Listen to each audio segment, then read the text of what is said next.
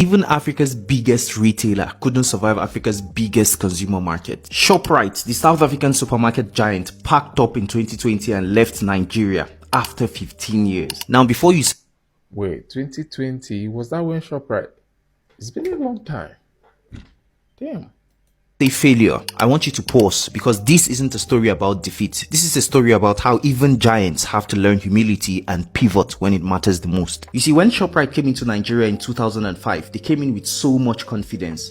Big malls, air-conditioned aisles, imported goods, and such a fantastic shopping experience. It felt like modern retail had finally come into the country. Over time, they opened 25 stores across Nigeria and hired over 2,000 Nigerians. They became a household name, more like a symbol of weekend family shopping time here in Nigeria. But behind those bright lights was a business that was bleeding quietly. By 2020, Shoprite Nigeria's revenue had dropped from $173 million to $162 million, and they still posted a $5 million loss even after so many years of dominance. Power bills shot through the roof, importing goods became a nightmare, inflation beat harder every single year, and then came the big one: currency devaluation. Suddenly, every naira earned worth less in South African rand. You see, Shoprite's model was built on economies that had relatively stable currencies, stable import systems, among so many other stable things. Nigeria's reality just wasn't that. Shoprite Nigeria used to be entirely owned by Shoprite Holdings, a South African retail giant and parent company of the Shoprite brand.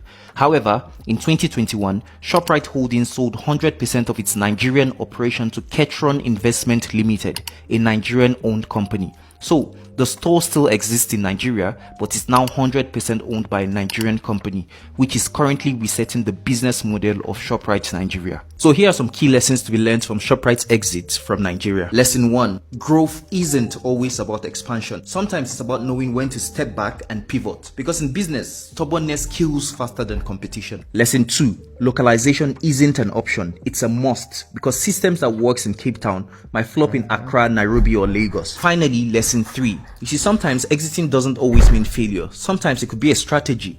For Shoprite, they preserved their brand name, reduced losses, and made room for future comeback. So here is the real gem. I mean, looking at it from a holistic view, Shoprite didn't lose. They only learned a very expensive lesson that most businesses fail and refuse to accept. That most times, for your business to survive, you must walk away and live to fight another day.